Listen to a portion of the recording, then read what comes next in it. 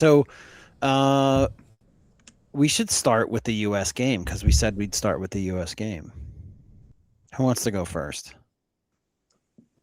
Our friend Own Goal back in action, leading scorer of World Cup 26. Owen. Yep. Own Goal. Good old Owen. It's the first time that a World Cup team has had Owen goal as a scorer in consecutive games. That's And a that's first. right, and scored the opener in both. So Owen, thanks for getting us that 1-0 lead both times.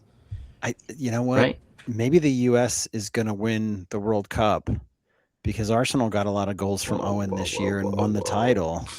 Maybe the U.S. wins the World Cup and they get a lot of goals from Owen. Dial that way back. Well, look, I'm going to say this. Becca, I think it was, asked Thierry, can the U.S. win it all?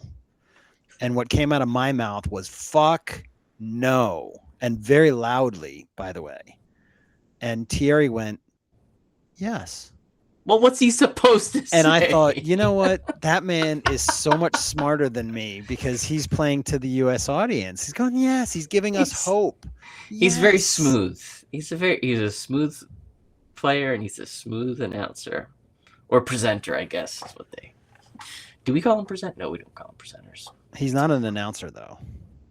No, he doesn't. I feel like the announcer is the one who's in the game, at the game, or at least in a studio somewhere halfway across the world, but talking about that game as it's happening.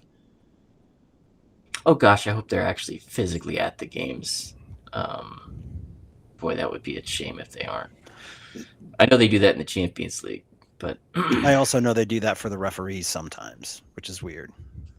Adjudicating the game from 1,000 miles away. Did you see the referee that had a cramp in the U.S. game towards the end? And then this woman marches over with this. She's sprinting across the field with this magic bottle of juice. He pounds it down. And he's like, "I'm good to go." That did no favors for the people who think soccer is for weak people. And I think we had in our text group something like this. Did we not? Was it this group or the other group? I think it may have been this one. I'm not sure anymore. There are too many floating around. I know there's too many floating around. But the point is soccer haters, football haters, American football only fans,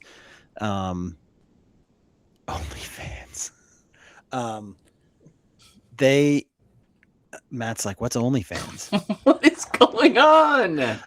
They want to make so much fun of the World Cup, and a referee fucking around and falling down and having a cramp isn't helping.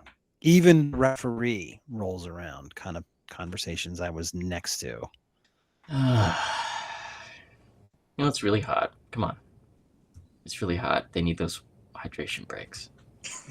Clearly, he did not take advantage of the hydration break and get his electrolytes. So, what did you guys think? Just before the match starts, we learned that Pulisic is going to be out through injury. What are your thoughts right away? Good. You thought good? I thought good. Yep. Good. Keep him out of the game. Good. Keep him out of the game. Be injured. Or yep. No problems this good, game. We're going to be fine. Good, we're going to be fine. Good, keep him out of the game. We're going to be fine. This is not a problem. We've got plenty of talent to beat Australia, and that's the end of that. The group stage in this World Cup isn't what it used to be, so you can pretty easily slip into third place and then make it to the knockout rounds. I know we've been talking about, the order of how you decide third place, but they've already got one win. You don't need him out there risking himself. Just a tie, and they probably already through. So, the fact they got the win without him, I don't think you'll really see him in the game 3 with Turkey either, or Turkey A. Either. Yeah, somebody help explain that to me too sometime. We've been saying it wrong for a century. I guess we've been saying it wrong for a very, very long time. I think it's just because you're a ham guy, right? You're Nottinghams, you're West Hams. Oh, we got to throw a Turkey A? You got to throw a turkey. We need a turkey in there. This guy, look at that. I like well it. played. I like well it. Played. I like it. Yeah. I liked the USA against AUS. I thought that was fun. Ah, I didn't even pick up on that. Yep. Yep. And, well, I guess we're already explicit, so I'm just going to say it. I saw T-shirts that said in a ribbon on the top, World Cup, and in a ribbon on the bottom, Canada, United States, Mexico, with the initials right in the middle in big, bold letters. CUM. God, really? I saw that T-shirt. And you went, okay. It's out there in the world. I wouldn't wear it, but no. that shirt's dirty. But yeah, somebody wears it. Somebody was wearing it and selling it, and there's a lot of people probably have it. So I saw it in the world. People buy too many T-shirts. I was looking at my T-shirts over the weekend. I told my kids I think I probably could go 2 months changing my T-shirt of all the T-shirts I've got. I got at least 60 in my closet. I might have. It's impossible. I might have 45 insane. or 50. And I was thinking to myself, literally, I was thinking to myself yesterday as I was refolding some laundry and trying to cram them into the drawer. And I moved some shorts around so that all my T-shirts are in one drawer and all my shorts are in one drawer. And that meant that I put like jerseys and stuff in with the T-shirts and like dress shorts in with the sports shorts. Because it was sports shorts and jerseys and like dress shorts and T-shirts. So you've realigned all of your. I've realigned it wardrobe. all, and I realized I need to give my daughters a chance. I need to pull some concert shirts out. Those now see that I would never. I get that. Those are the only thing that I would desperately hang on to. They've got a Blink one. I've got some. They've got some ones that I really didn't want to get rid of, but I gave to them, and they wear them. My daughters wear them. One of my daughters has my Penn State letter jacket. Really hard to give up. But I wasn't wearing it anymore, and she wears it. Yeah, I don't even know if that one fits anymore. Well, no, it doesn't fit me, but I mean... That's not going to fit. Yeah. I was smaller in high school, and my high school one fits me. I never wear it. Nobody wants it, though.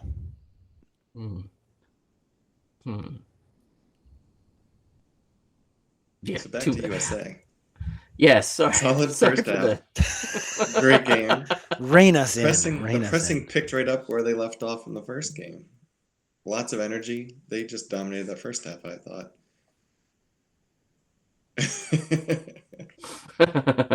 That's funny. Yeah, well, that's my Father's Day T-shirt. Speaking of T-shirts, last one. So, Matt, you did not think very highly, but I think that you were thinking old school, by the way, that there were, is it 32 or 36, 32 teams in the World Cup, and that only the top 2 made it, and not that these extra 12 teams made it, thinning out the herd in terms of quality, if you will. Diluting the herd, maybe is the better way to say it, in terms of quality. So rather than whoever we would have had, we've got these teams that you thought were strong that seem like they're maybe not as strong as we thought. I mean, we've got one of the 2 or 3 teams from Oceania who always make it in, always make it in. But like, if they were in any other place, they probably wouldn't make it in. Literally, if they were in any other continent, they wouldn't make it in. Australia. Well, I was really impressed. I did watch Australia and Turkey, and I was impressed with Australia's performance there. So I thought they would be a whole lot better against the U.S. Especially big. those 2. Yeah, those big. What was that? What was his height? 6'7"? And like 6'4". Him and Flo going all match was fun to watch. Yeah, right? Locked him and then went, I better not do that. And the dude just like stood over him Twin Tower looking down on Empire State Yeah, it's Building. like Hulk going, smash. What are you doing? I mean, my God, Yeah. this poor guy. What do you think you're doing? He just looked at him like, are you serious right now? Flo's like, let me have my yellow card. Yes, please give me my yellow card.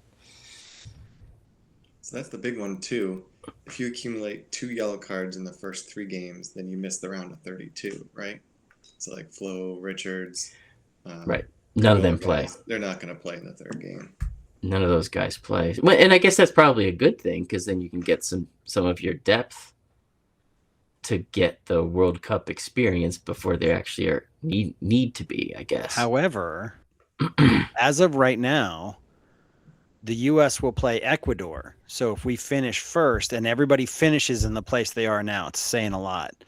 Mm-hmm. We would play Ecuador. If we finish second, because Australia beat Paraguay or vice versa, and we lose to Turkey, then, and we finish second, then we play Belgium. So we need to at least get a draw against Turkey. So we have to play. Yeah, but have you watched Belgium? Did you watch them play? Yeah, I did. They have way more quality than Ecuador, I think. Okay. I hear you. Maybe. Maybe. De Bruyne is not what he once was. Well, that's true. No longer has any kind of fear. Or I no two, longer have fear. 2 consecutive World Cup wins is the first time that's happened since 1930, which is when we went to the semifinal. Yes, that's right. Matty Barr not Matt Barr, Walter Barr, the Penn State coach. This goes way back now. He had the assist on the goal that beat England that got them to the semifinals. I think that's how the story goes. Won it. Oh, England won it in 60. Yeah, Uruguay they won it in 1930. It was held in their place in their country. 6 goals through 2 games. That to me is the most surprising thing. I don't know about Kevin. Christian are has you surprised about that? 0 goals. Yeah, I don't think he has anything. I think Christian has 0 goals and 0 assists because he should have had an assist, but that was Owen who scored. Yeah. Owen and Flo with 2 goals apiece at the top of the leaderboard. Yeah. So technically 0 goals, 0 assists, and we have 6 goals, 6 points. Christian who? Whoa. I don't know. Every time I see a commercial on these hydration breaks, it's him buying scarves, I don't know what he's doing. He's everywhere right now on cups. Now I can't remember who it's MasterCard? Capital One. Oh no, it's Wells Fargo. No. But MasterCard is everywhere you want to be. Visa is everywhere you want to be. Oh, one of those cards is everywhere you want to be, and that's him. Yeah. First place in Group D clinched. Turkey eliminated, losing its first 2 matches. I struggle with understanding that because the math says maybe they'd have a chance at the 3rd place, but they can't qualify through automatic or 3rd place, so they're out. So my question for you guys is this: if Turkey is out, are they more dangerous or less?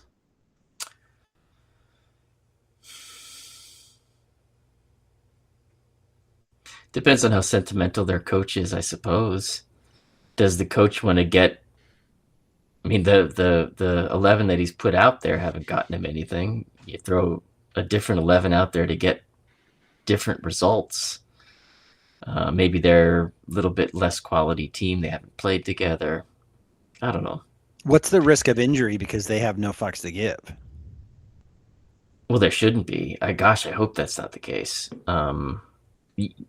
You're saying the Turkey players would be more aggressive because to get points because they don't want to go home with nothing. They don't want to go to this World Cup where 48 teams made it and come home with zip. Did you see the send-off they had, by the way? I think they're going to be very aggressive, by the way. You do? Yep. You think they're they want to win this. I think they're gonna come hard. All for respect. Yeah, I'd say so. But I don't think we're going to put out a top-notch team. I think you're taking Richards out of the center of that defense, and so there's going to be some holes in there like Swiss cheese. So I do give them more of a chance, even if they're playing their second string. We're going to have to give old man Rame a break. We're going to have to take Richards out. You got to take Freeman might have Anthony. legs, but do we want to take the entire back three out? I don't know. I would. I'd take them all out, and I'd put Matt Turner in to play goal. I mean, I'd do the whole thing if I was Pochettino, but I'm not. So he's done great so far. I'm sure he'll pull the right strings. I wouldn't. I would switch. I would make 5 or 6 changes. You can't wholesale change. I mean, what I would do is Tim Ream goes out.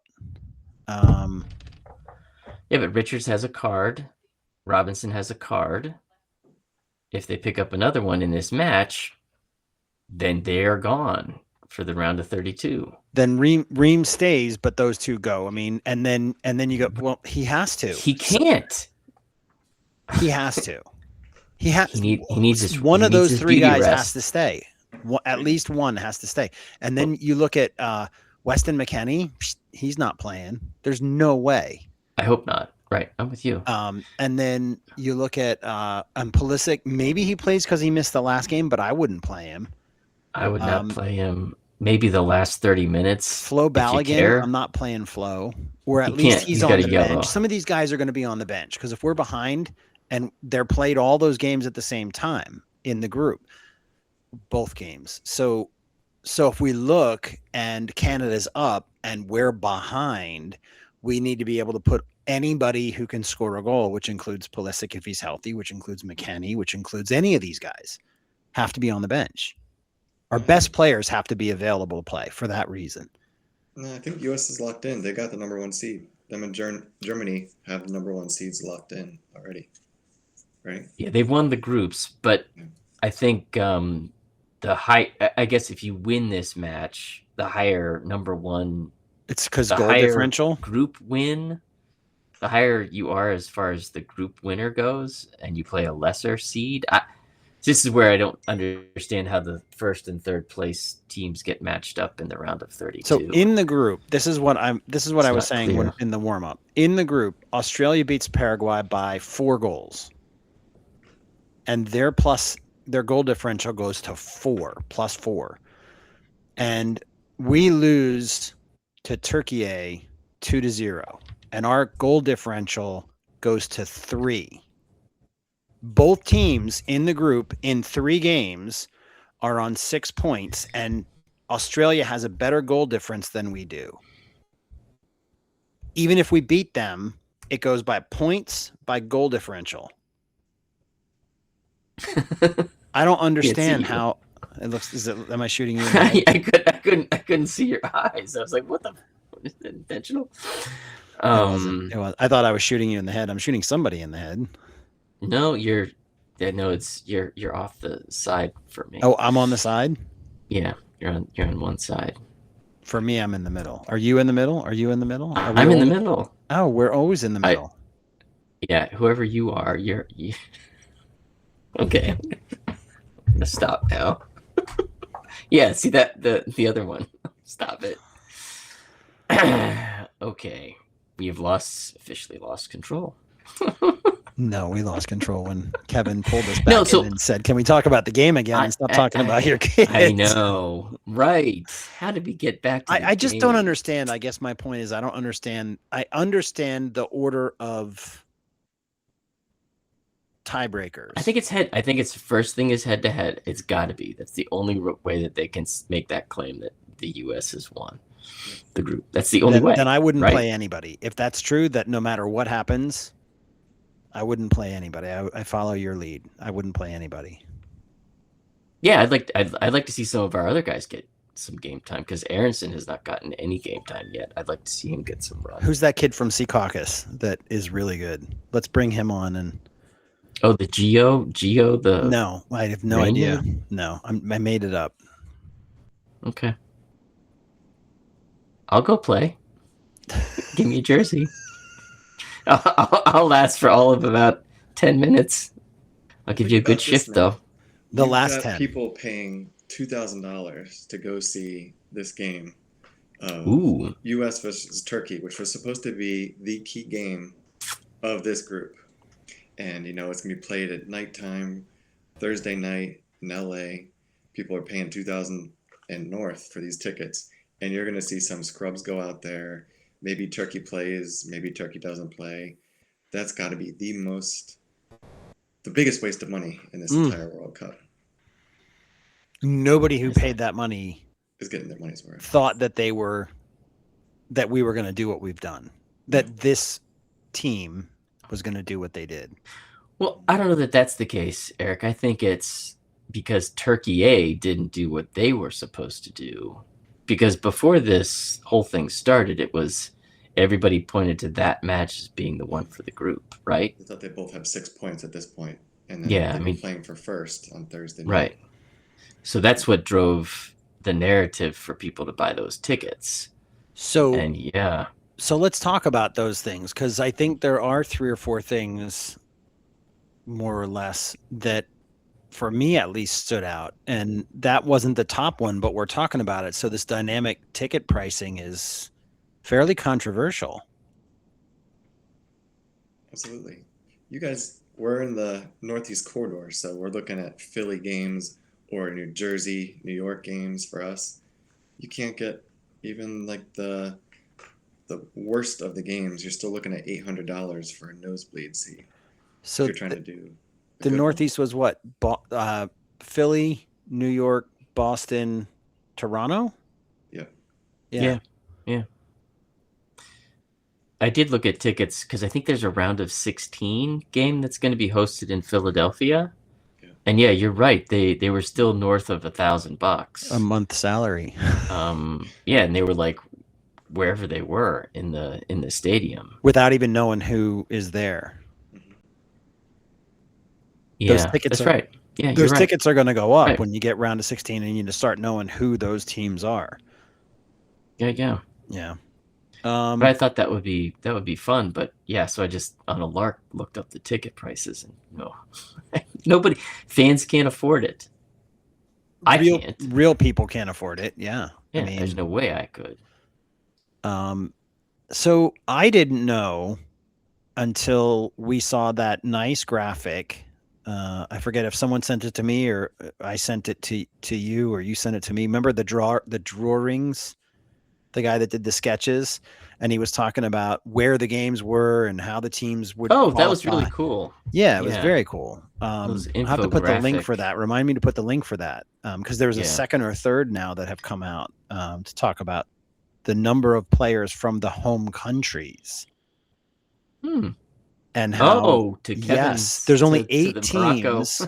Yep, there's only 8 teams from the 48 that have every player on the team is normal citizen, like born there, grew up there. England, for example, isn't one of them because, as the only one I can think of off the top of my head, Rice is Oh, what? right, Irish. Right. Yeah, that's right. Right? So like That's he right. got recruited over. So Yeah. you can't even go England, right? But it's like 8 teams out of the 48. And there's a couple teams that are, I think the average is 77% and 23%.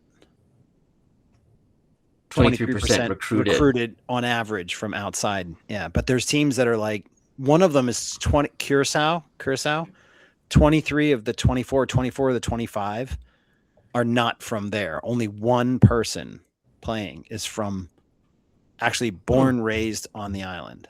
I think most of them were from Holland, right? Or the Netherlands or something. Could be. Yeah. That's right. Did they settle the? Okay, that works. But the point I was making about sort of that, and got way off track, the places where these games are, they sort of had them grouped together, so it's not like you'll play in Boston and then play in Seattle and then play in Kansas City and then play in whatever. You'll play those 3 games in those 4 Northeast cities, and so your travel is in the same time zone. Right. That's right. That's right. So like And- I did see that. Mhm. Go ahead, Kevin. U.S. went from L.A. and then they went up to Seattle, and then they're going back to L.A. for Game 3, right? So it's all. West And then Coast. they play where in the final, or in the next game in the 32. I imagine L.A. again, but I'm not sure. Yeah, I can't I remember would, where I it would is. bet it's going to be LA, but I'd have. No. But it's in that group, yeah. So I thought that was interesting. Now, the other thing is these. I don't know. It's been very confusing, Matt. These who gets through third place. I hear you. Yes. And then I don't understand how they line up the best third place teams. I get how they choose who those best third place teams are, but they rank them all, and then I guess they line them up to play against the first place teams. It was interesting because I The was best looking 8. at the BBC website, and I was telling you guys this in the warm up. I was watching the BBC website, trying to see who's where, because they have a nice ranking of who's in third place, and I'm sure other places do, but I already have that app, so I was looking there, and it said we were going to face Ecuador, and I was thinking, oh, that'll be fun to watch Hincapi. Yay! And when Uruguay scored the second goal to go up, it switched it so that we play Bosnia. And I was like, oh, Bosnia, we'll get to play the tank. Alisinac. Right. I don't know if I'm Kolasinac. saying that right either. Kolasinac. But yeah, so we'll get to play him. And I was like, oh, cool. And then it ends up a draw, and we're back. If things end the way they are, we'll play Ecuador again. But like a goal and those points and however that third place works itself out, I have no idea. In the middle of that game, it's changing who we play in the next round. So it's not. When it was just first and second place, it was very easy. Group D, first place plays Group G, second place. Done. You just had to follow that. Right. Now with all this third place, it's really weird. And it looks like U.S. is going to play in Santa Clara, so they'll be in the middle of the West Coast. And Okay. if they beat Ecuador, then they'll go back up to Seattle for the round of 16. Staying in the West Coast, though. I think they tried to make it like that. Yeah. Yeah. And I guess I would want to see, where does Ecuador play? Where are they playing right now? And whoever we would face, you know what I mean? Like, because it couldn't possibly be that they're all in the West Coast, but when you're the first seed and whatever, a top seed, you stay in your own and they come to you. The last thing I wanted to talk about is quarters. I hate it. the commercial breaks. Yeah. It's the dumbest thing ever. And some of these places are hot. I get it. And some of them aren't. And so they have to give everybody equal, but I don't agree with that. If they don't need it, they shouldn't have it. Yeah. Each game's 90 minutes. Who cares if you've got a hydration break or not? Whatever league you're playing in, Matt, across the world, if it's over whatever the temperature is, 90 degrees, I'm going to make it up now because I don't know Fahrenheit, then you get a hydration break halfway through each half. But if it's not, you don't. There's no advantage to that.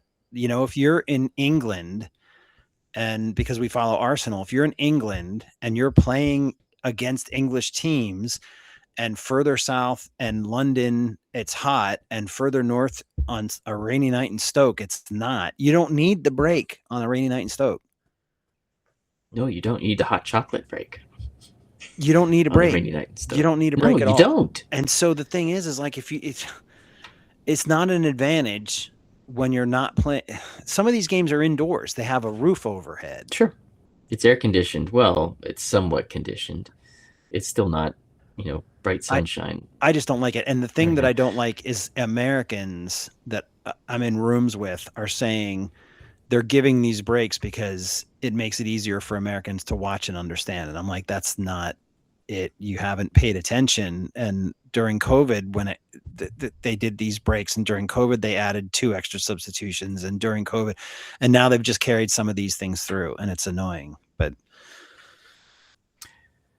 yeah, I've seen these breaks actually be called match breaks, which I've seen that. And that's the part that I get angry about that. A hydration break, okay, everybody has to have them. Okay, I get it.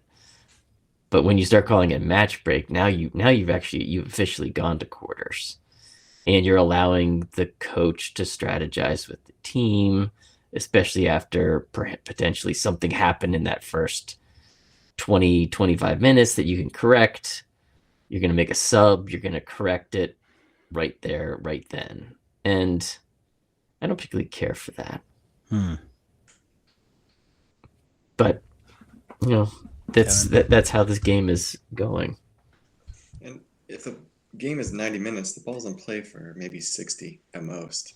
So it's not like they don't have time to they have towels on the sidelines. They've got extra balls on the sidelines. Just take a swig of water. It takes 5 seconds. The other thing, you see it in multiple games now. They come in, in the Germany game, one of the central defenders got hurt, twisted his ankle or something, and so they come over during the hydration break, the match break as it is, and they start strategizing. Then you just give time now for Rudiger to warm up, and when do we put him on? It just gets rid of all the tempo of the game, and that's exactly what soccer is. It's all about flow as you go from one side having possession, dominating territory. Sometimes you are able to grasp it back and move back. It breaks it up. At the beginning of this World Cup, they would show what was going on the field over here, and then that was 1/3 of the screen, and the 2/3 of the screen over here were the commercial. Like a picture-in-picture. Yes, thing. And they weren't talking.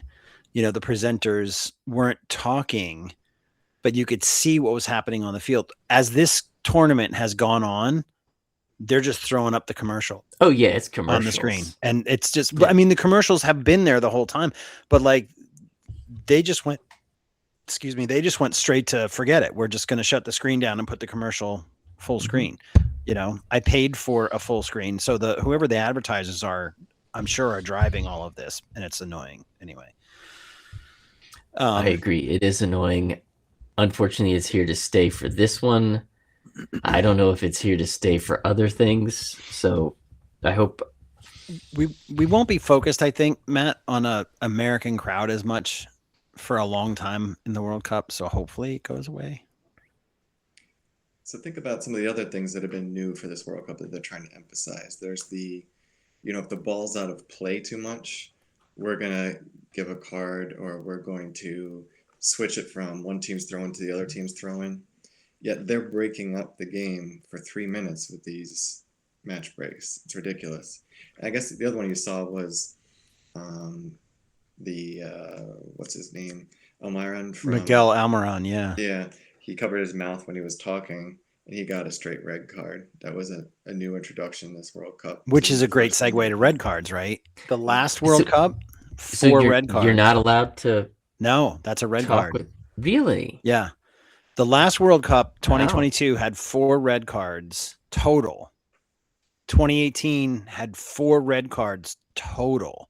And we already have 4 red cards in 2 games, 2 Qatari and 2 South African players. God, what was that one guy's name, Matt? Anyway, and the 8 red There's cards. Another guy too. The 8 red cards is the total of the last 2. I understand. Now I guess I remember. I don't specifically remember a lot of red cards, but 16 in 1990, when we spent all our time in your apartment, Scooter, watching all those games. but 28 red cards when it was in Germany in 06. And that seems like a lot because there's 64 games and 28 red cards. That's a lot. That is a lot. Yeah. That's wow. So now we're going to have 104 games this World Cup. Yeah, I think that's Something like right. that. 104. 104 games in this World Cup. And we're just, I guess, trending up. It's going to be a lot of red cards. I don't know that we're going to get to 28, but it wouldn't surprise me to get to 20-ish. So we'll see. But yeah, the fact that there's more things about these red cards, like the one where you put your hand over your mouth being a red card. And that goes back to in Spain, it was Yamal, Lamine Yamal, I think got abused, homophobic abuse with a player on the other team putting his hand over his mouth. And so they had to do a whole bunch of things. So now they said, you just can't do that because people are trying to hide racial and that's other the verbal purpose. abuse.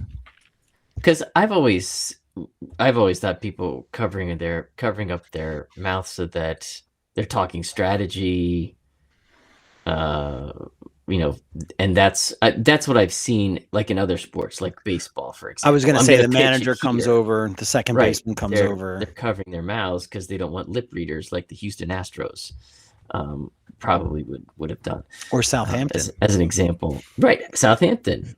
Or maybe the New England Patriots. I don't know. So it's not just red cards that are going up too. It's the goals. Like we were talking the other day about how it was 3-goal average, which was pretty high for American football or American soccer.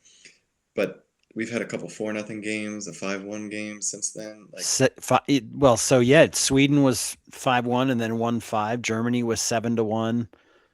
Spain was 4-0 today. Boy, they decided to get angry. And yeah, they did.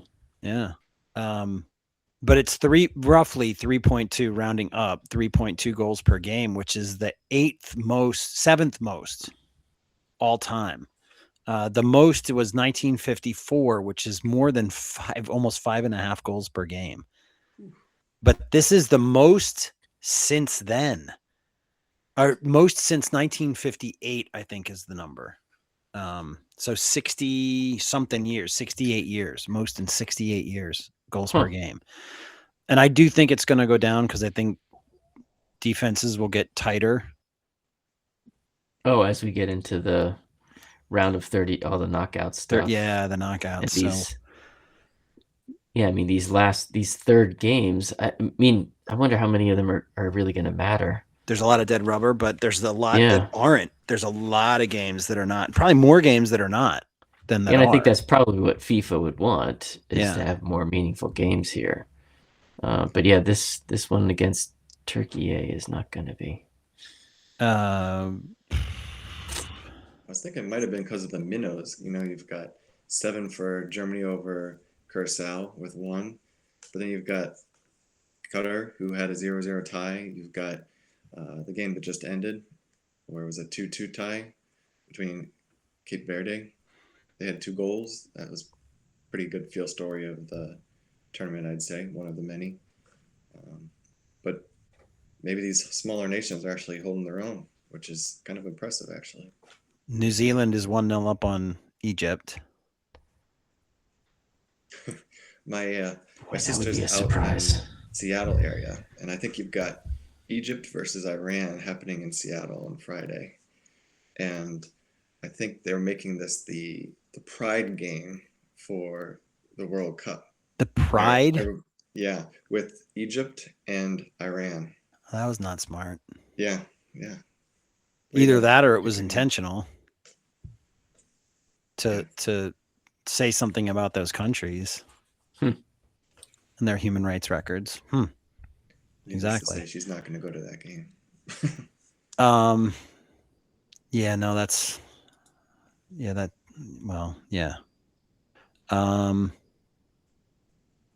I've seen a lot of good saves. What was that game Yesterday, the goalie had 15 saves. Was that Yeah, did you watch Curacao? Curacao, yeah, Did 15. Did anybody watch that game? There were some saves I still don't understand how he made them. I'm still struggling.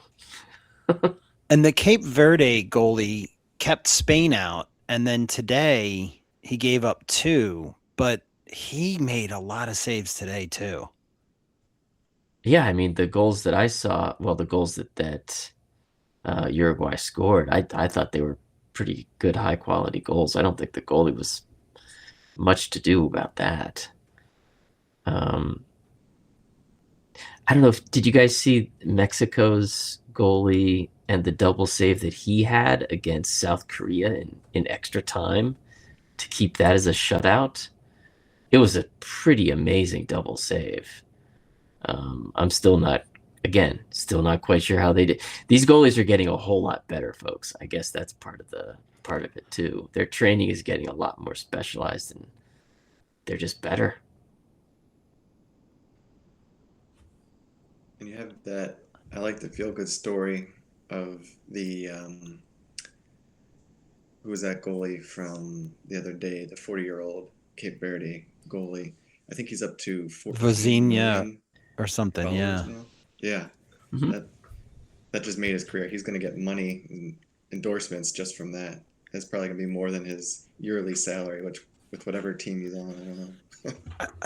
I'm trying to remember who I was watching yesterday, but every day it seems like there's a game that could be 4-3 and ends up 1-1 or 2-0 or whatever it ends up.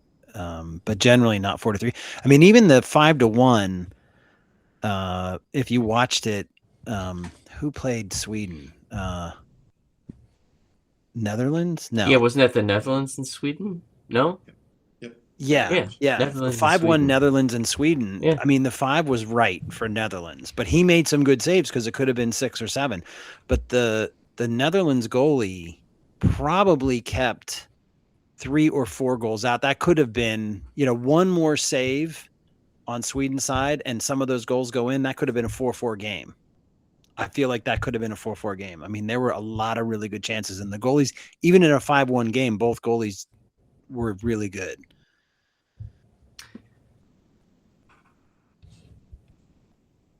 I think the one who wasn't was whoever the 7-1 was against. Germany. Well, that's that Curacao, the guy that now has the record for 15 saves in the World Cup. That was the same guy, Room. It was is his last name. Same dude. Room. He came out of nowhere. Give up 7-1 and then shut out Pride. and set a save Speaking record of pride, next. the man's got some pride. I mean, that's. And yes, Take that Ecuador record off seems. of Timmy Howard. He did. Yeah. He did. Well, they said Tim Howard had 16 against Belgium. Yeah. And then other places, Opta said he has 15. So depending on who you look at, what stat group you look at, some say he tied it and some say he almost. I saw an article in Apple News, whoever it was that wrote the article, probably, well, I don't know. I don't want to say who it was. I don't know. But they talked about how the goals, the XG saved was 4.5 goals in the game that Tim Howard made this 15, 16 saves against Belgium. He saved 4.5 goals of XG. And in this game, in his 15 saves, what's his name? Room saved about 2.5 goals of XG. Yeah. So Timmy's still the more well, maybe it was impressive. even a little. It was a little less, but it was more than double the next guy saved. Okay. And so, like it like as much as we want to make Room look good, that game. I don't know if you remember it. It's worth going back to find it and watch it. Yeah, but that game was he was a cat. So close to getting that tied. Anyway, yeah.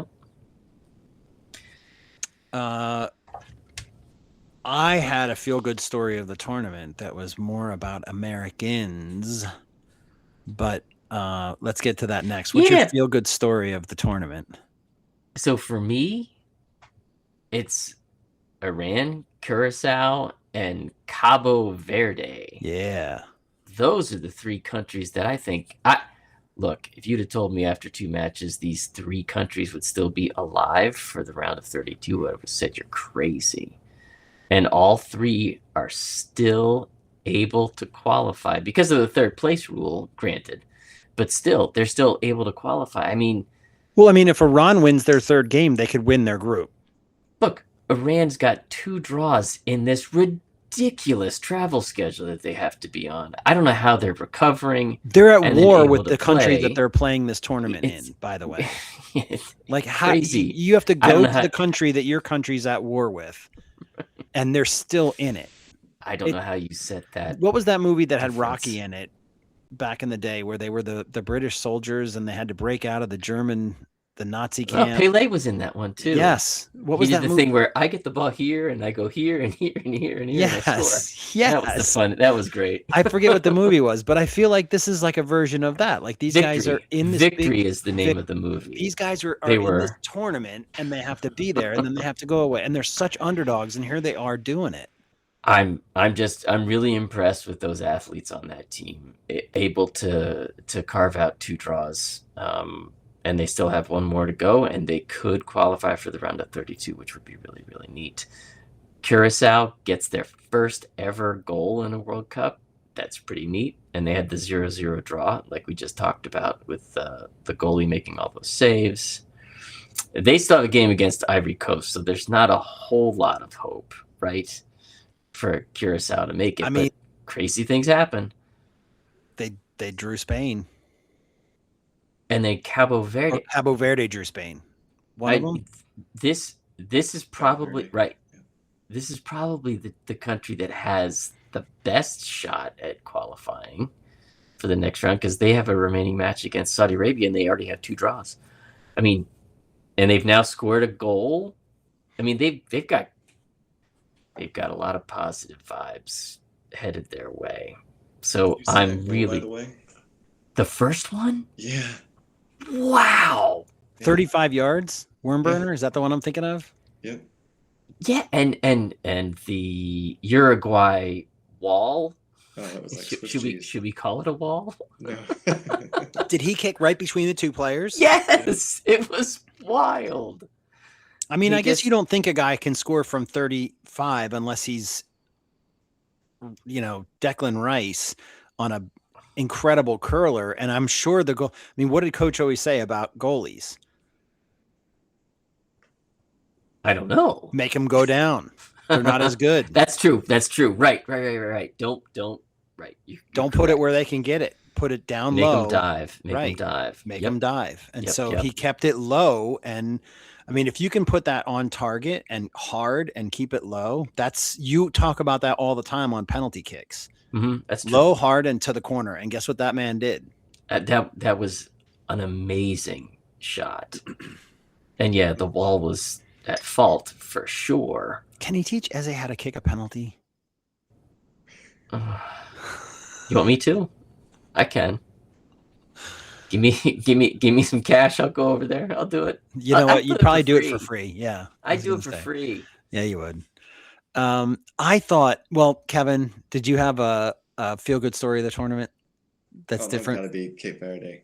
I think with the first game, that was, emotional enough, if you will. But then today, after that guy scored the goal, he was so pumped up, and he was just getting beat up. Like his teammates weren't celebrating; they were like smacking him on side of the head, and like he was on the ground, and people are pummeling him. I just felt like he's excited, and now he's just getting beat up. Poor guy. I felt like that's probably what was going to happen to Max, and it didn't when he scored that goal. Yeah. Like that people were just going to be all over him, and somebody jumped on his back pretty hard. Noni? I don't remember who. Somebody jumped on his back. He sprinted away. He scores the goal at Everton and runs away. Don't break him. Don't break him. He's a smart kid. I thought one of the unexpected narratives was this reaction of international visitors to the US. I think there's a big impression outside of our country of who we are as a people, because our government is very visible from the outside looking in, but who we are as a people, I think, has been a big surprise. And so this sort of friendliness, to tip somebody is new for Europeans and other places in the world. They don't, like, they're learning, oh, you have to tip people here because Americans don't pay a living wage, and there's all social media about this, and it's funny and it's not funny, but they're like, the social media I've seen is saying, yeah, it's not that we have to tip, it's that we want to, because they do such a great job. They don't know who I am, and they spend half an hour being like family and doing all the right thing. You get free bread? What? You get free bread? Unlimited Coke refills? Are you kidding me? Like at these restaurants that they're going to, and they're just like, you want to. Then there's the guy Freddie LA7, who was doing the German tour across. I haven't looked at him in a while, but he was doing that tour across the country where he was doing the social media stuff. Yeah, and it's Waffle House for him, isn't it? That's his Maybe. new go-to. Interesting. It's I will say this, it's fun to see the United States through other fans' eyes, I suppose. Folks that have never been here, no idea. It's fun. It's fun and it's funny, because I saw the one thing about Taco Bell. I have arrived at Mecca. I can't. It's something to that effect. It's like, dude, you pulled into a Taco Bell. But Taco Bell. Oh my! Let's not start. I saw a guy. He's a French guy, and apologies to my brother in France. But this man was standing. So I don't know how far. It's not far, but it's several streets to get, I think, from where your house is, Matt, to where you have 2 lanes in each direction. Mm-hmm. It's 2 or 3 streets. You have to make a couple at least turns to get there. For me, I have to make one turn and make a right. And when you come out to the end of my neighborhood, it's right there. 2 lanes west, 2 lanes east. There you go. And this man is standing, this French guy, and he says, look at this road. This is a regular street in the United States. And he's like, this is bigger than the Champs-Élysées. Look. And then another French guy's talking about how it's Buc-ee's, the truck stop. And he's like, there's 120 gas pumps. Why do you need 120 gas pumps? But then he goes inside and he's talking about it's cleaner than the hospitals in France on the floor. And he's like, the food is perfect. So I don't know what Buc-ee's he was at, but maybe the hospitals in France are nasty. I don't know. I will say this: the Buc-ee's restrooms are immaculate. I will say that they are. The number one reason you want to stop at a place is clean bathrooms that you can sit down if you need to sit down, because you've been at Taco Bell. They're right. I'm just saying. And yes, that's 100% correct. You haven't even mentioned the Scottish fans up in Boston. Well, I was going to go Texas Roadhouse real quick because they were talking about the steaks and the briskets and all kinds of stuff that, like, we look at it and we go, what? It's like Texas Roadhouse. How good could it be? And they're like, this is the best place ever. But yeah, the Scottish fans. Oh, man. You see all the videos of them sliding down the police slide in Boston, just flying off in their kilts. And then I don't know what the police slide is.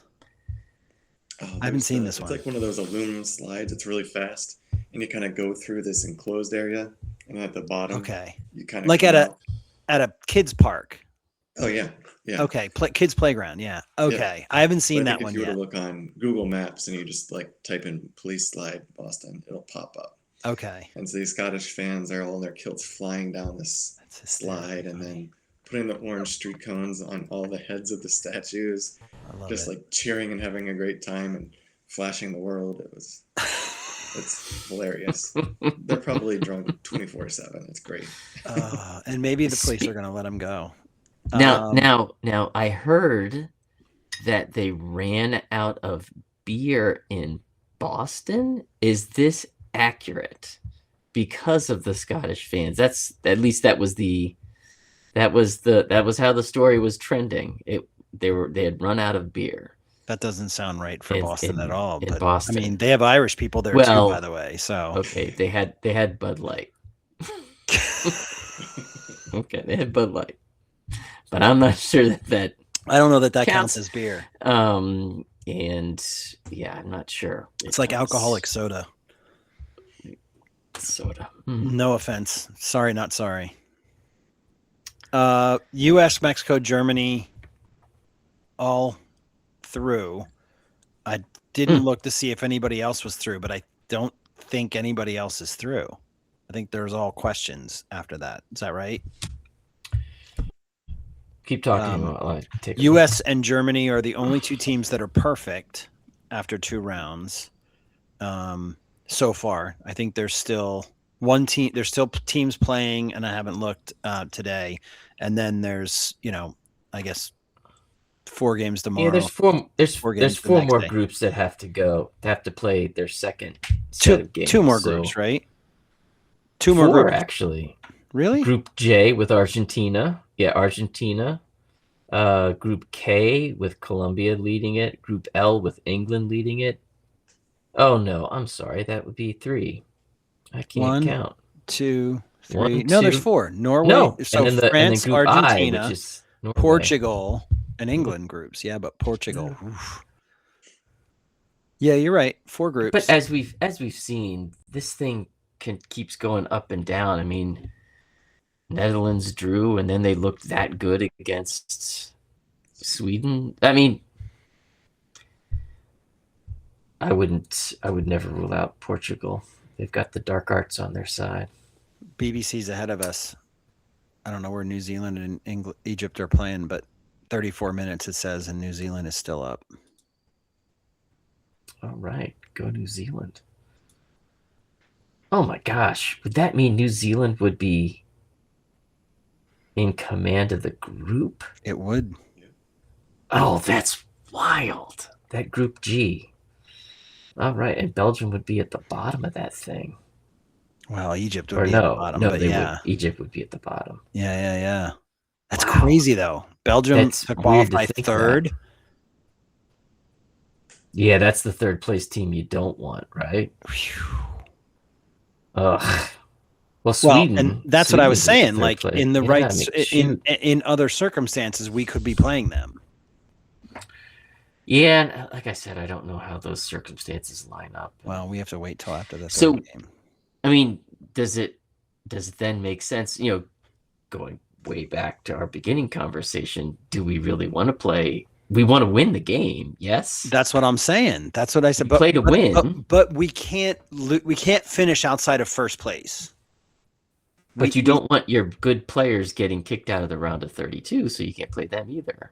That's it. So if you've already secured 1st place and you can't control what happens in the other spaces, we can't control if they finish 3rd, and that's who we end up getting.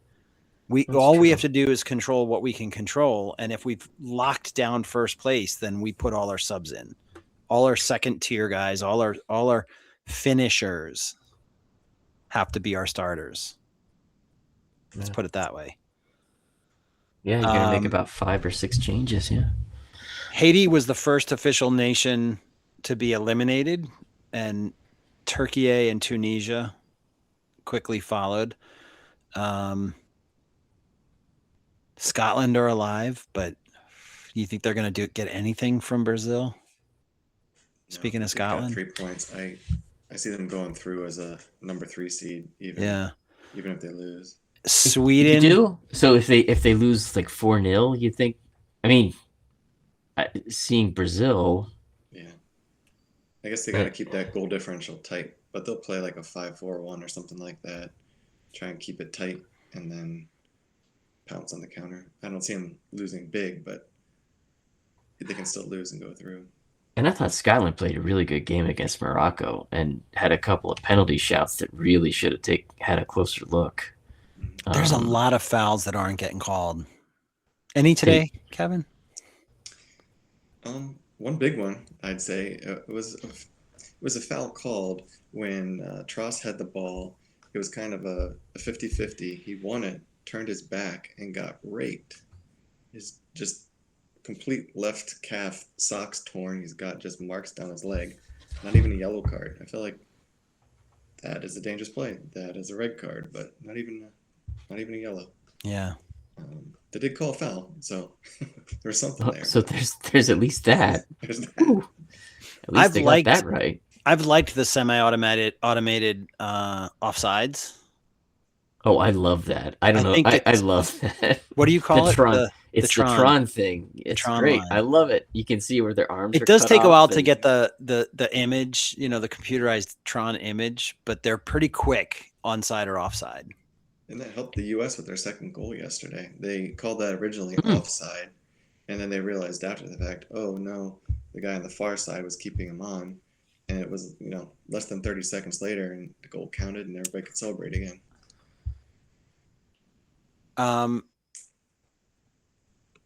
Before we get into beating up Alexi Lawless again, do we have anything else? No, Do we want beat to up talk before we? Do we want to save that one and start talking about like who's going to be playing who soon that are Arsenal players? Because we had Shaka against Kolasinac. Shaka scored stoppage time penalty. We had Pepe versus Hincapi. Yay. Actually, should I say Pep? Yay!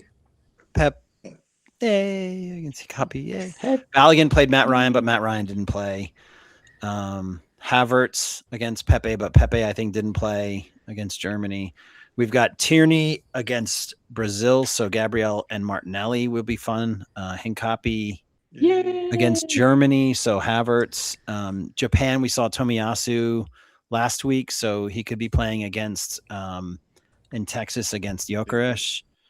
And how much Odegaard- fun was it to see Tommy out there again? It was good I don't to know see him about again. you guys, but he was I always your favorite. Just he pulls it. Yeah, he pulls at the heartstrings for me. Yeah. I love that guy. How flexible he was across the back four. He's so good, and yeah, he just couldn't hold up under the strain of all the games. 26th, we've got Odegaard and Saliba, That's the big one, I think. and that should be a good one. Wow, that'll be I that think should be the for all group. of it. Yeah. Yeah, France is probably going to blow them out of the water, but I mean, Saliba gets to go against. I was going to say and the thing is they know each other well, but usually Holland goes against Gabby, Yeah. and I don't know yeah, why. that's- Does he go against Gabby because he's looking for a card? Does he go against Gabby because Saliba's too good? All good questions. So yeah, And does Saliba plays on the right center back slot for France, correct? I don't And I'm know. assuming they use I Holland the think. same way.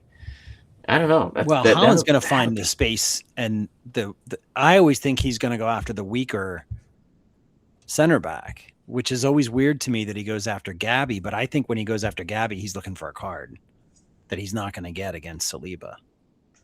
That's what I Yeah, think. it's probably fair. That's probably fair. Arsenal players playing 2 appearances for Tross. He was good today, but no points. Gabriel, 2 appearances, 1 clean sheet. Martinelli has not played yet. Hincapi, Yay. 2 Yay. appearances, 1 clean sheet. Eze has not played, but it's only been 1 game. Madueke had the 1 appearance, drew the penalty. He started. Yeah. Rice has an assist. Saka has an assist. Saliba played a game. Havertz has 2 goals. Odegaard an assist. Raya, I don't think he's going to play, and it's crazy to me that he's not playing. He's one of the best goalies in Europe, and he can't play in this World Cup. And the other guy is just the manager's favorite. Really, that's what I see. I'm with you on this. I don't know why Raya's not in there. Period. Marino has an appearance. Zubi has not played yet. Gyökeres has the goal and an assist.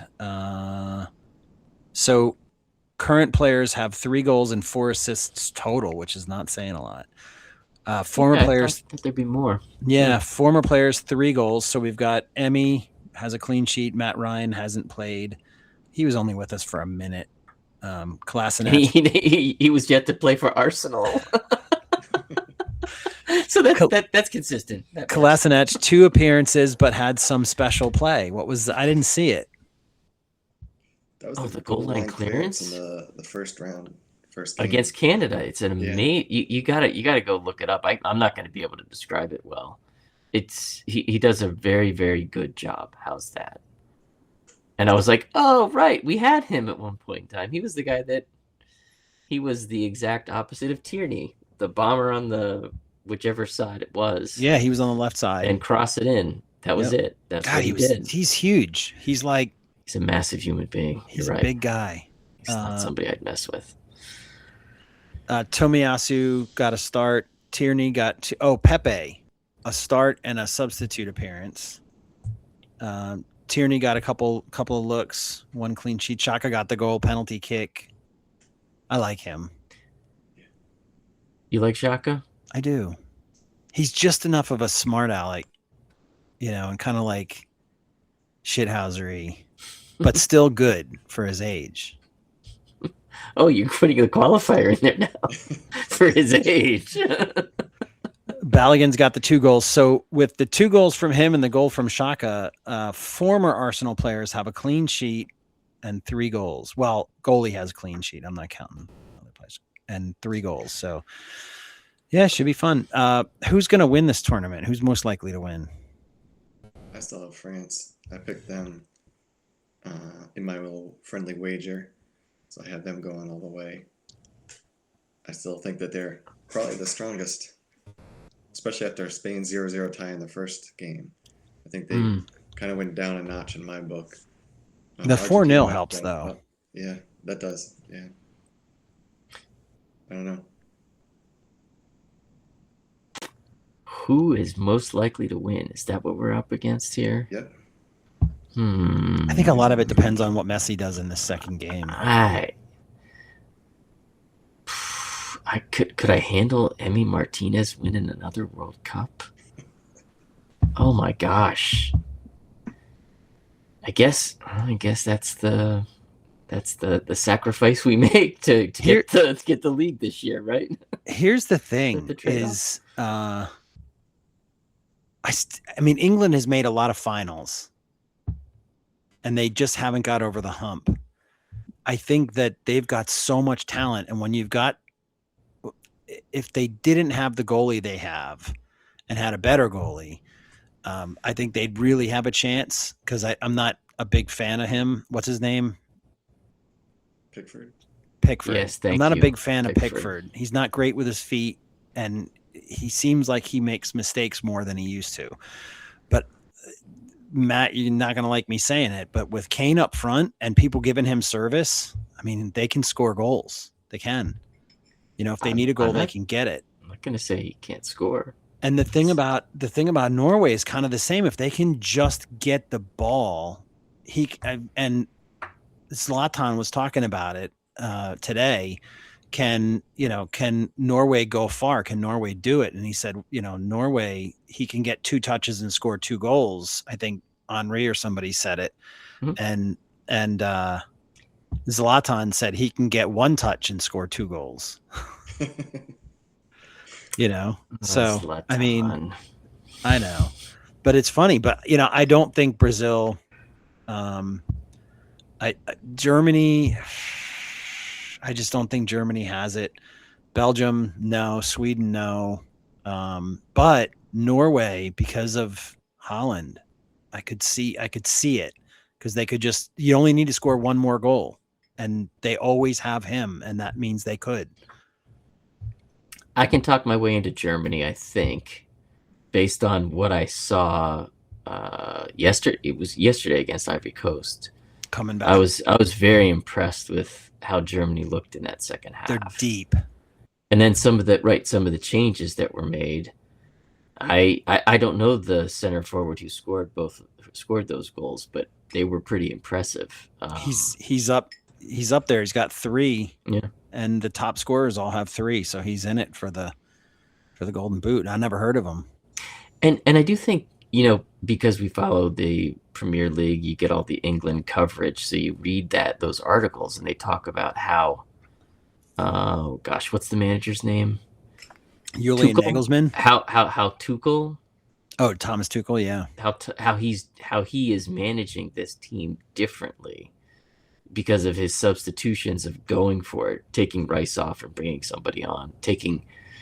I guess he took off Madueke and brought inside. I mean, he's really going for it. It's a different mentality, going for the win instead of scraping by with ties and draws. And we know this from one game. This is what this is what how the media is approaching this one. I'm just stalling right now, trying to figure out a good team to say. So I liked Mecha, the Dortmund guy in the center mid. I was a big fan of his yesterday in the Germany Ivory Coast game. He was everywhere, and he would be sprinting back. He looked like Rice out there, coming back multiple times to break up counters and play. Really pretty solid, probably like 6'3", probably like 180, 200. Maybe not 200, but he's a bigger guy, and he was just running that midfield, I thought, for Germany. Definitely a box-to-box guy. He's kind of what I was hoping that Arsenal might pick up, whether it's, the Moroccan guy or whether it's Rogers. I like this Mecha guy. He's pretty good. For a midfield? Yeah, he's an 8 for sure. He'll get back there in 6, and he'll play all the way up into the box in the final. Well, we'll talk about Rogers and some of those guys another day because we're going to have.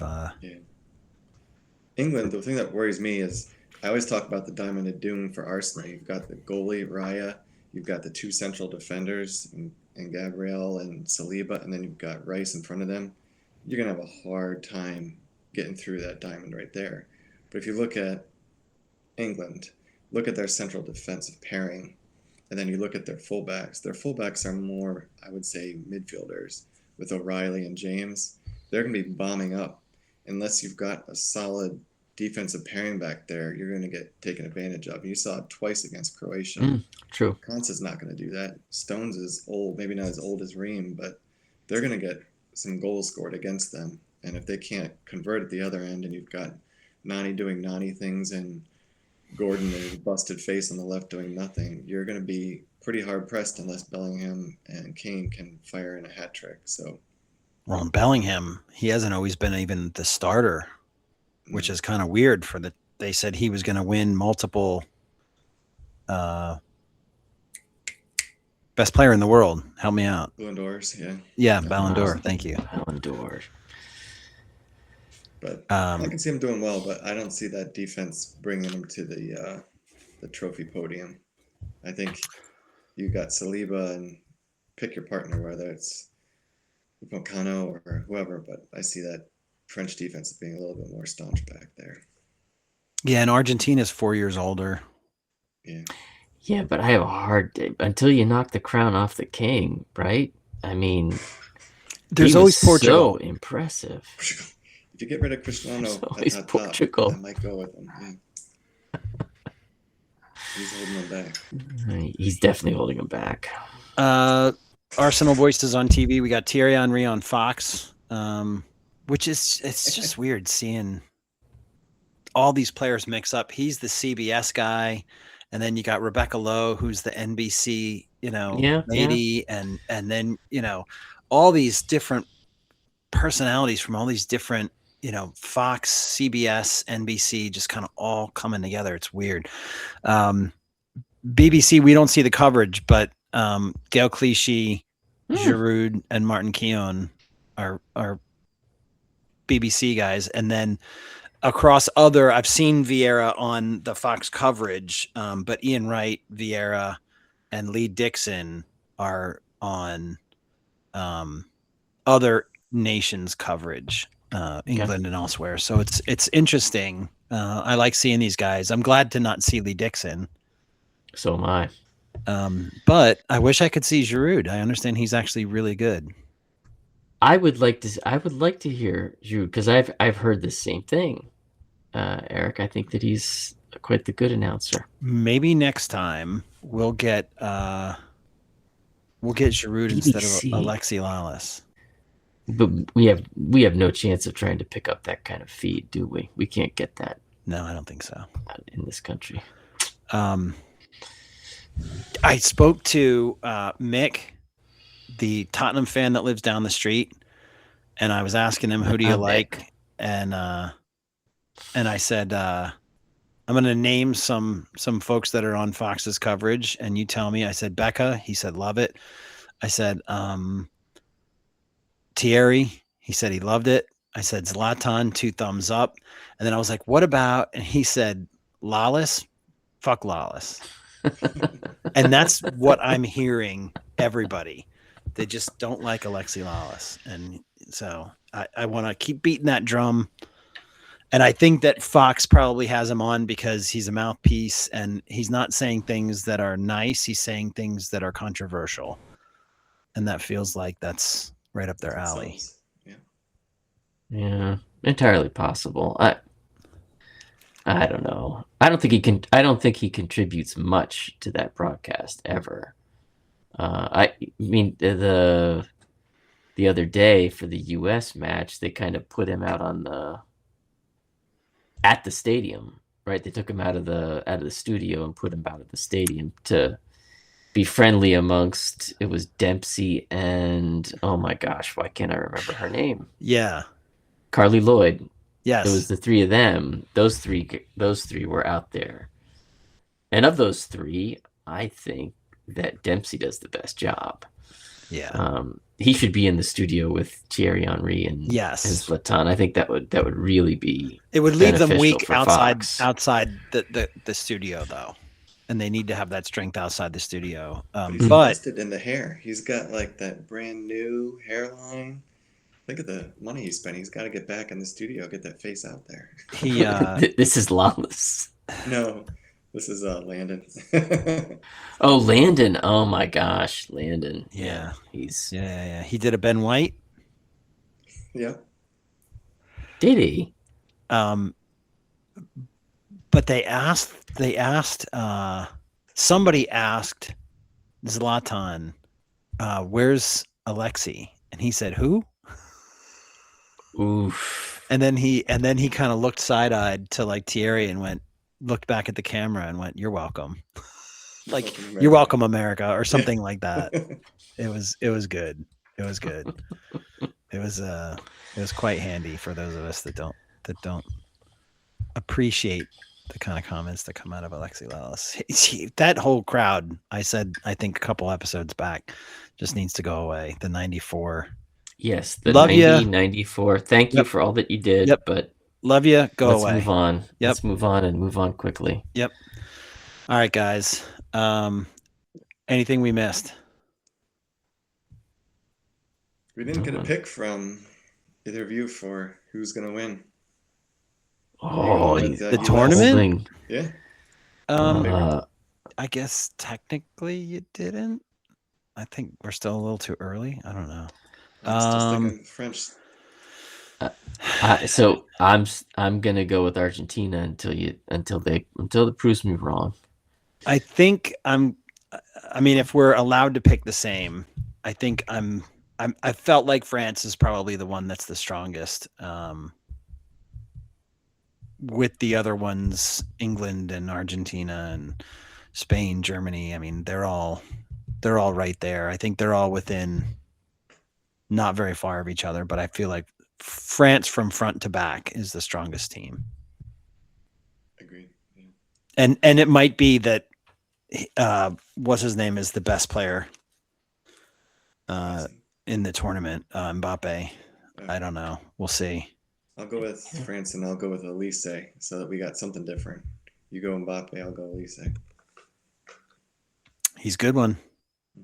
Yeah, those are good ones. And I guess if you're going Argentina, you're not going Argentina? Emmy. No, I'm not going Emmy. You're going to go Messi. Yo, you got to go Messi. Yeah. He's going to score a goal and he's going to be the best goal scorer.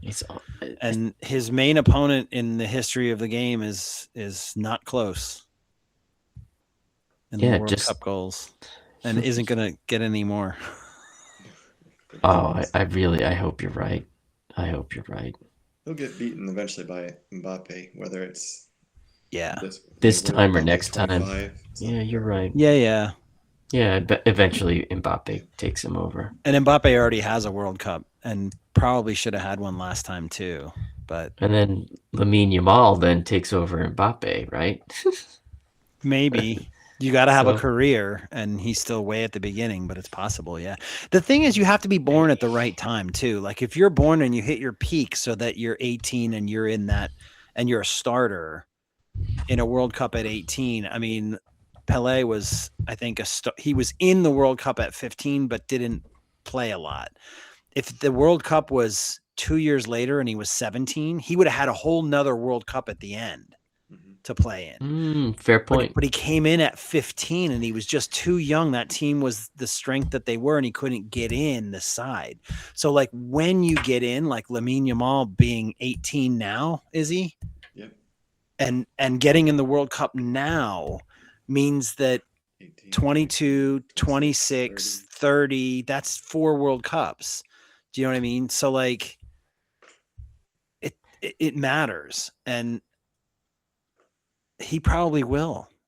He probably will. He needs to start racking up some goals, but you only need in 4 World Cups, you only need 4 goals per World Cup average to get to the current 16. Didn't he have a couple in the last match? He only had one, I thought. He only had one. Yeah. Okay. And that was the second game, right? Because he only played a little bit in the first game. Yeah. Yeah. Okay. Yeah, but I mean, Spain, if they go deep, he could get 4 or 5 goals. I mean, he's kind of their number one guy. I don't know how you're 18 and the number one guy, but Yeah, and that's the thing. He didn't start again in the Cabo Verde game. right, because they didn't need him. That's what the They thought was? thought they didn't need him, right? so and they so wouldn't. then it was like, oh shit, we need to get some goals. We need to bring him in, and they brought him in, but he's injured. It's a little bit Christian Pulisic, where do you need him? Do you protecting not him. need him? Right. We don't think we need him. It's Cabo Verde. Cape Verde. Gotcha. Marino did get in. Nico Williams. Now there's a guy. I keep waiting for rumors to start circulating. They're about him. circulating. Are they? Yes. He said he signed a 10-year contract. He's got 9 years of his 10 years left. He With said, Club America. Club America. What was it? Is it Club America? Athletic Club. Athletic. Yeah, That's it. Athletic Bilbao. Athletic right? Bilbao. That's right. Right. So he's got a 10-year contract, 10-year 9 deal. years left that he Done. signed last summer. And he said, if I could sign a lifetime contract with them, I would. But it's football and you never know what's going to happen. So he's not saying, come get me. He's not saying, he's doing a Michael Jordan. No, the door's open, just a little tiny crack. But he would be a good one to get. I just don't think anybody's ever going to get him. I think if anybody's going to get him, it's going to be, Barca. it's probably going to, and I think that Barca and Madrid already tried to get him. But this is, I don't want to go down these rabbit holes because this is a whole episode we need to do. But isn't Nico the left wing? Okay. Mm-hmm. Yeah. Yes. There's Yes. that Okay. Yeah. He is. Got it. And yes, Right. I mean, we need they left just wings. We picked- do. Yep. Yeah. Okay. And there's a Greek guy that we're trying not to talk about, and there's Oh, right. a French guy that we're trying not to talk about, and a Spanish guy we're trying not to talk about, and yep, I'm not sure who the Spanish guy is, but Nico Okay. Williams, right, him. the guy you just said. Yeah, we just talked about him though. Yeah. Okay. Yeah, All right. and Bradley Yes. Barcola, Right. Barcola. and I don't remember the guy from Greece, Solus. Zolis. That's it. Yeah, he's got like a silent S. Or no, silent T. Yeah, right? it's Solus. TZ, it's TS, but it sounds like Yeah. Z, and I've seen it written as Z. Yeah, got it. Anywho, yeah, start writing them down, Maddie. We're gonna have that conversation, and I don't know. I mean, we've got Wednesday and Sunday episodes, and we seem to be filling a lot of the spaces up with this kind of stuff. But maybe what's today? Sunday? Maybe on Wednesday. You want to do silly season on Wednesday? We can start doing silly season. Why half the not? episode silly season, half the episode, because we don't. I mean, we could instead of covering everything World Cup, we could do a little silly season, and we could preview the U.S. game on Friday. Well, what are the players that stand out to you right now? Because there's always players in the World Cup that, oh, I gotta have that player. There's always those standout players that, oh, they would fit so well with Arsenal. Anybody seeing those right now? For me, it's Diamande. I think the first game versus Ecuador, the way he bossed that line, and then he took on 2 defenders in the Germany game, got the cross perfectly placed, just right off the carpet in the game yesterday. I think he's playing pretty well for a left winger. You're not going to get him, but I'd like to see him. Who is it again? Jan Diamande from Ivory Coast. Yeah. Where's he going? He's rumored to be going somewhere else. Yes. Liverpool. Yeah. Really? Yeah. He's the center back. No, that's Left the other wing. Diamande. Yeah, he's the left wing. He's a little shorter. He's got Yeah. the Nani hair where it's in dreads at the headband. Right. He's got the headband. I like. I think mid tournament, it's Freddie Youngberg for me. We should go after that guy. All right, that's it. Yeah, We're done. we did. What was that? That was the '98 tournament, and then we got him after the '98 tournament. 2002, we got. I forget. Don't know. I have to look it up, but it was. I guess he probably played with Zlatan, didn't he? He probably played with him. Freddie right? Youngberg. Aren't they both Sweden? No. Yes? No? I don't. They're wrong? not the same. Okay. There's no way that they played it on the same team. I can't imagine that. I don't know. I'm looking him up now. 49. Where's did Freddie?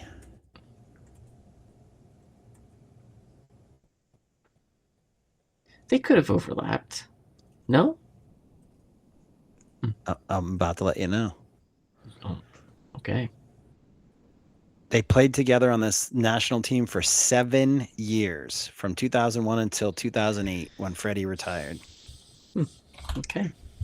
Well, there you have it then. And I'm sure Zlatan had a trial with Arsenal, and Wenger decided not to take him, because that would be the Cristiano, Lionel, Zlatan, Harry Kane. Just keep going down the list. Keep going. I mean, I'm sure Pelé. Sure, Pelé had a trial some with point. Wenger at some point, and he wasn't good enough. So yeah, hour and a half I think is good. Yeah, I think that's. Yeah. So again, Kevin, thanks for joining us, or maybe Yes, you're over thanks. there. I don't know where you are. Thank you. And He's to my right. yeah, he's to my left. I'm everywhere. Interesting. All right. And as always, good to see your face to both of you. Good to see you. And we got to get you a microphone next time, Kevin. Yes. Yeah. Gotta steal that back. You're quiet. Yeah, quiet. Shh. Quiet. All right. We'll see if we can do something about that. See you guys next time. All right. See you.